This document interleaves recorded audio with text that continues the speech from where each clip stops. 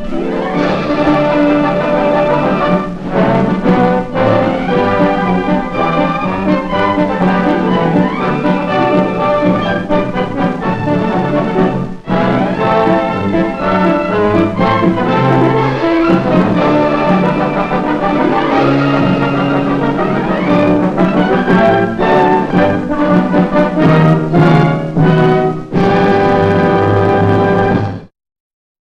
full name is Robert Taylor Hunt. I'm from Charlotte, North Carolina. I volunteered. They said if you join the Army, we'll put you in the Air Force. So I went down and signed up.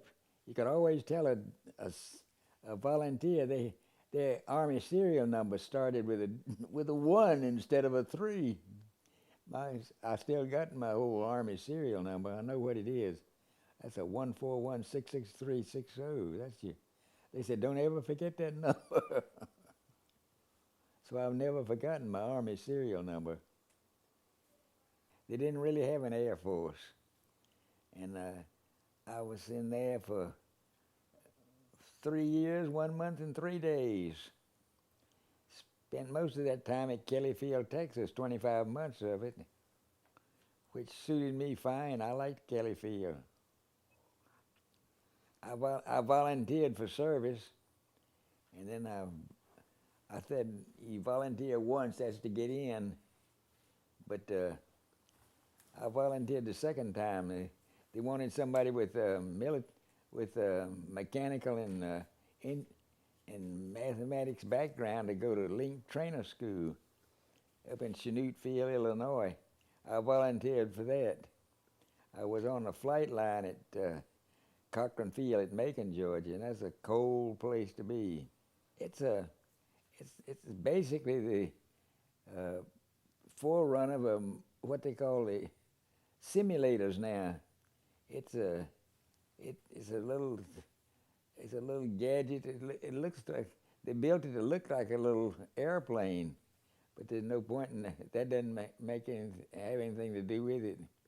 They teach you instrument flying time, and it was nice. We had 2 link trainers at Kelly Field and 4 operators, and most of the pilots there were transients because the flight I was in was a base flight. They operated the air base at Kelly Field, and they had airplane mechanics and radio people and parachute riggers, and they had some women flying the airplanes. They were on contract. They were called WASPs. They were just, and I sat there in the link training room was right on the runway, and you saw where all the action was. So I enjoyed being in a link trainer. I stayed so long at Kelly Field, 25 months. And people around here call me Kelly Field Bob. We had pilots, and the pilots were mostly transients, and they had to put in their 4 hours a month to stay on flying status, and they would always like to have somebody going and flying with them. So about every morning, some pilot would come through and say, "Anybody want to go flying today?" They didn't like to fly alone. They wanted some company. Okay. So you get to fly. We'd fly down to the Mexican border and back. Oh, I don't know. I had it so easy, and well, I guess the captain that was in charge of the base flight where we were based at the base, he said this is supposed to be a military outfit. Said look at you guys. Said no 2 of you dressed alike. So he said we got to do some military things, and he got to such things as having a 5-mile hike and things, going to the gun range and things like this. And the pilots got on him. They were all officers, and they said, lay off of these guys. Said they're taking care of the airplanes and packing the parachutes. We don't want you messing with these guys. So he laid off of that pretty well. Where I was a big hangar. One side of it was all the facilities. On the other side was a restaurant, and they used to take care of the airplanes and pack the parachutes and fix the radios, whatever they had to do. But and the link trainer was in the same hangar. But I was happy there. I was satisfied there.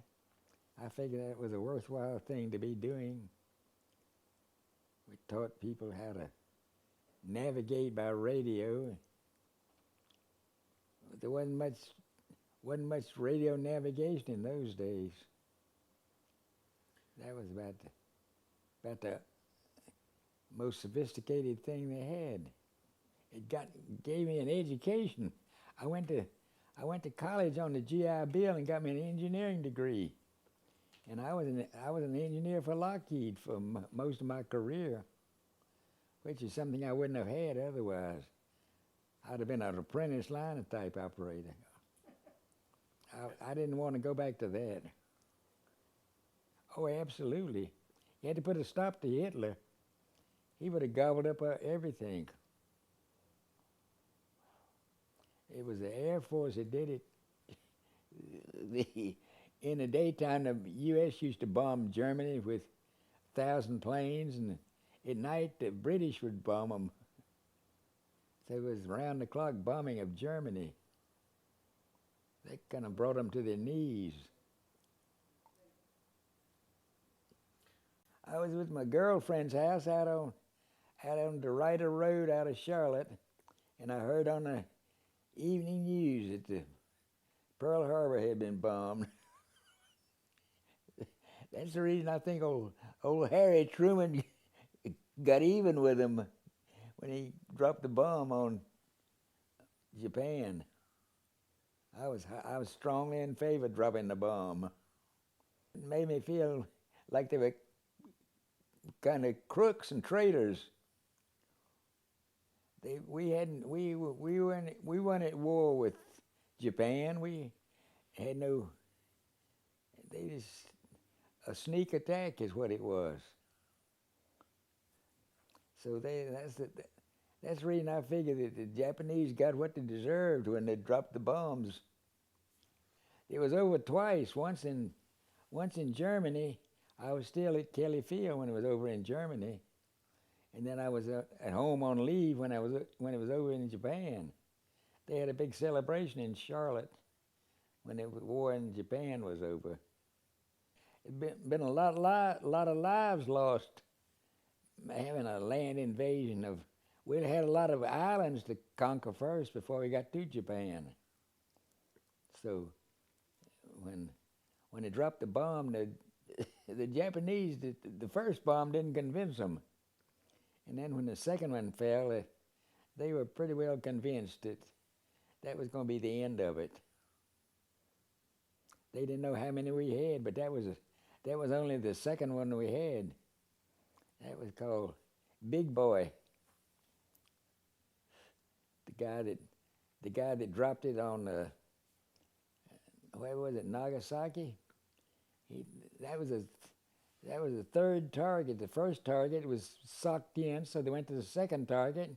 It was sucked in, so they finally got to Nagasaki, and the pilot of the plane, he was based on a little island of Tinian in the northern Marianas.